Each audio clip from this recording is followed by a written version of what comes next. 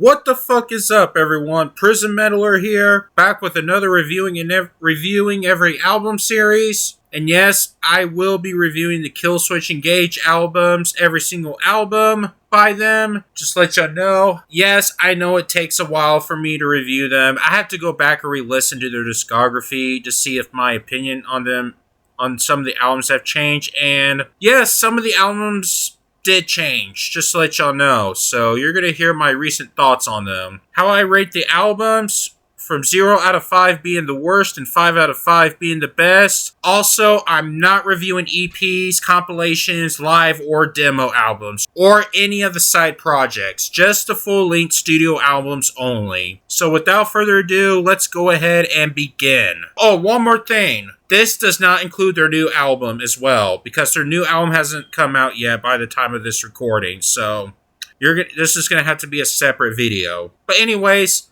without further ado, let's go ahead and begin. Okay, now starting up with got is their debut album, their self-titled album, released July 4th, 2000, off of Ferret Records. As you may know, this is probably considered to be the first album in the melodic metalcore genre. As you may know, the band is underground by the time of this recording. The song Soil Burn is the first song the band has ever wrote, and as you may know, the song rarely has any clean vocals, unlike their future albums. It has this very raw sound. I can't pronounce Adam's last name, but the production is great. I mean, Jesse's vocals is very raw throughout the times of this album. Again, this album barely has any clean vocals. It has very little clean vocals. It's kind of heavy too. It kind of has this decent raw type sounding production. It has some really solid cuts in this album, like Irreversible, Find Infra, as well as Soil Born. It has some really solid guitar shredding sound. And most of the songs were pretty much recorded for a demo as well. As you may know, on the reissue track, there's 4 demo songs, as you may know. And then it closes off with the instrumental track, the One Last Sunset, which is solid closing. But yeah, guys, I have to say, it's a debut album. It's a very solid one, too. I can see why many people would put this at the bottom. For me, I kind of like this somewhat raw production. I'm not going to complain much. I find it really solid debut, especially for a melodic metalcore genre. So I give this a 3 out of 5. I'm not really going to complain much about it. So yeah, it's a solid debut. This is what the band was underground by the time of this recording, so I don't know what else to say much. So here we go. Okay, next up we got is Alive or Just Breathing, released May 21st, 2002, off of Roadrunner Records. And my opinion on this album did change. Whenever I rank those albums, I put this a lot lower, but nowadays, I think this is their best album. My opinion on this album did change a lot. I really like this album, you guys. I thought this is a really great album. As you may know, this is their first major record label album, their first album to be on Roadrunner Records. This is the last album with Jesse Leach on vocals before he completely left the band after the album was released. It was replaced by Howard Jones temporarily, as you may know.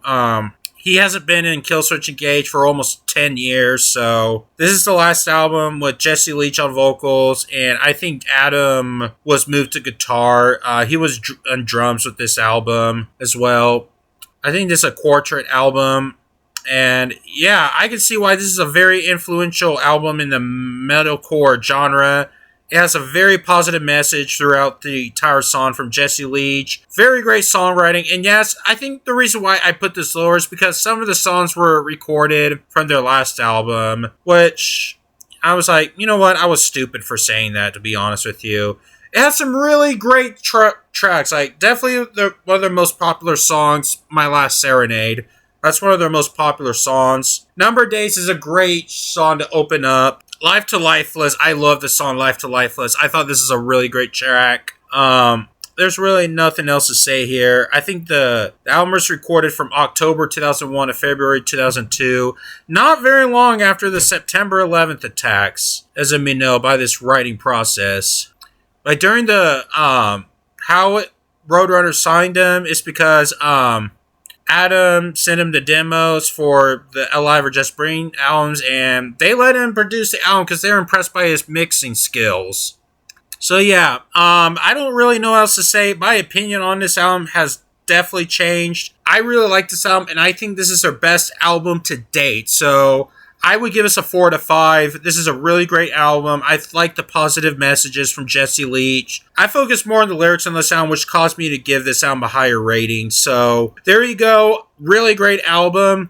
Definitely a metalcore classic, and I can see why many people love this album. So I think it's a really great album too. Okay, next up we got is The End of Heartache, released May 11, 2004, off of Roadrunner Records.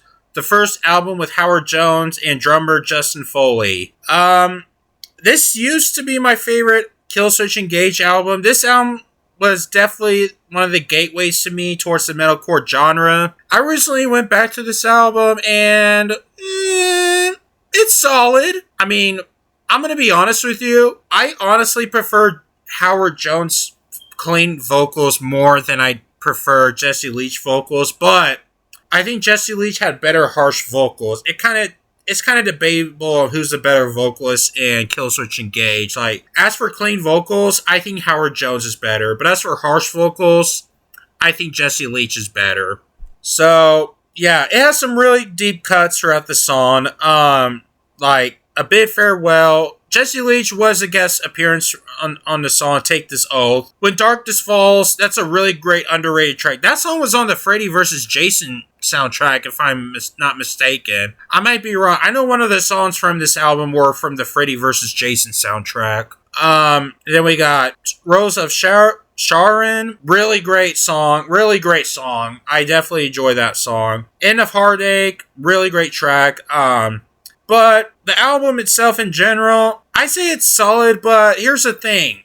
The instrumentation is kind of generic, to tell you the truth. Howard Jones' vocals, marvelous, be honest with you. He was great. I have to be honest, this is no longer my favorite Killswitch Engage album. I mean, I like the album, though, don't get me wrong, but the songwriting is kind of generic nowadays for me for some reason. I know it's a lot of your gateway albums to this band. I know this is most of y'all's introduction to this band, but same thing for me too. But to be honest, I think the album is solid at best. So I would give us a 3 out of 5, leaning towards a 3.5. I definitely think this is a pretty solid album. I'm not going to complain much. It's still solid. Don't get me wrong. I'm not saying it's bad. I just think it's a very solid album. That's all. So don't bitch at me in the comments over it. I know it's y'all's gateways. It's mine too. This is the first album that brought me to Killswitch Engage. I know it's controversial, but I think there's better albums than this, to tell you the truth. It's solid. Sorry. It's solid. Don't get me wrong, but I'm not going to complain a lot. I mean, it kind of has a little bit of filler, but not a lot. So there you go. Okay, next up we got is As Daylight Dies, released November 21st, 2006, off of Roadrunner Records. Now, the middle part of the Howard Jones era, and I know this may sound a bit controversial for many people. Personally, I like this album a bit more than The End of Heartache, to tell you the truth, especially when going back to the band's discography. I think I like this album more than The End of Heartache, to tell you the truth. I know a lot of you think End of Heartache is Howard Jones' best one. For me, I think this one's a bit better. I think it has better vocal performance from Howard Jones. I think it has a lot better production-wise album. I think it has better produced sound, if you know what I mean. And I think it has a bit better song structure, to tell you the truth. And this album really matches more of Howard's vocal style, to tell you the truth, than it did on The End of Heartache. And I'm not gonna lie, yeah, that's pretty much explained. With certain songs like The Arm of Sorrow, it definitely fits Howard Jones' level. And with songs like My Curse, that's definitely one of their biggest hit songs. Definitely the song Desperate Times, which is one of their most underrated tracks with Howard Jones. That song definitely fits his style. It kind of sounded a little bit different than the previous album, but this album did fit with Howard Jones a lot more. That's why I prefer this album a bit more than The End of Heartache. It has some really quite good cuts too, like This Is Absolution, a really great song. And then on the bonus track, it has This Fire, which is from the WWE soundtrack. And we got a Dio cover, Holy Diver, which Howard Jones did great on that cover. But as for the rest, I think it's a pretty solid track. It has very little to no filler. I mean, This Is Absolution, great track. Unbroken's a really underrated song. For You's a great one as well. So yeah, I think this is a better album. It fits more of Howard Stone's style. It definitely fits more with this album than it did with The End of Heartache, and I think it's a really good album. So I give this a 3.5 out of 5. I think it's a really good album. Personally, I think this is the best album with Howard Jones in it. So, yeah, guys, really solid. I don't mind coming back to it again. I think this is the best one with Howard Jones in it. I know this may sound controversial, but that's just me. So, there we go. Okay, next up we got is another self-titled album. Pretty confusing, you guys. I know some of y'all may think this is a re-recorded album from their debut album, but no, it's not. It's a brand new album with full original material. Confusing, right? But anyways, yeah, back to it. It's their second self-titled album. Release, June 30th, 2009, off of Roadrunner Records. As you guys may know, this is their last album with Howard Jones. And yeah, this one is kind of a little of a downfall for this band.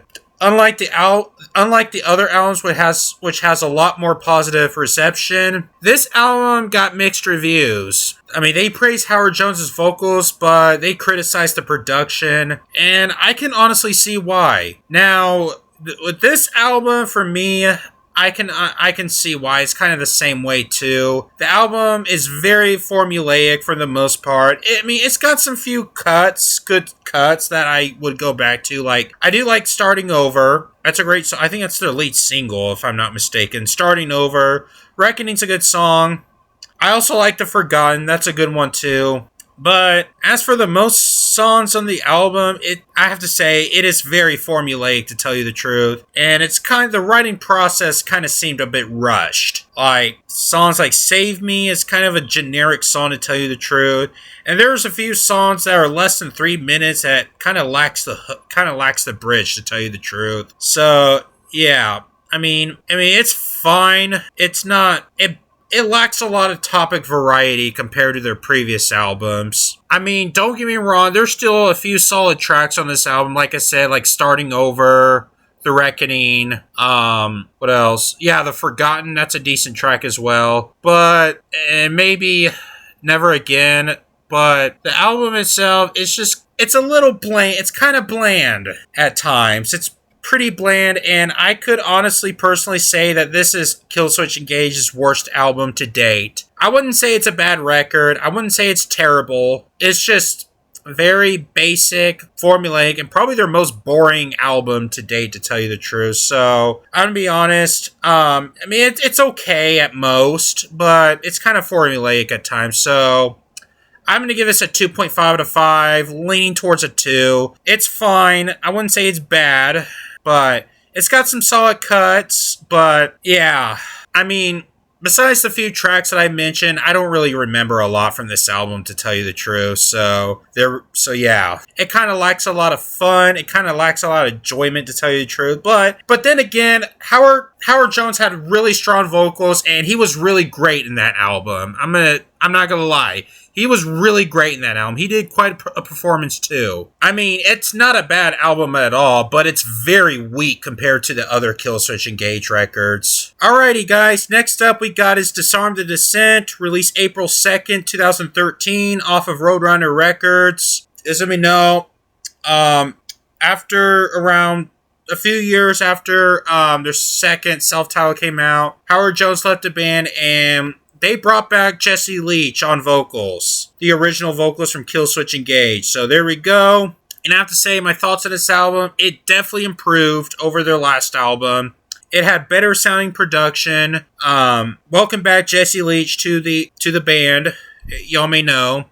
It's got some new materials too, like it got more guitar solos, which is pretty rare for the band. The band only had like a few guitar solos in their previous materials, with very little to none, basically. But this one had a bit more. It has a lot more faster, aggressive tone, and again, it has more of its positive themes to his song, like the song Always, which is a power ballad track, which is basically a song about grief, and it's got one of their most popular hit song, In Due Time. And yeah, as we know, this is definitely a return to roots. I could possibly say this is a return to roots album, especially the fact that Jesse Leach returned. It's a very heavy, it's still a very heavy record, but it still has this signature hooky melodic stuff here too. But yeah, I mean, it has more blast beats, it has more double bass kick drums, which I do like. So yeah, I don't really have much to say. I think it's a really good Return to Roots album. It has really great cuts, like The Hell in Me, Beyond the Flames, The Call.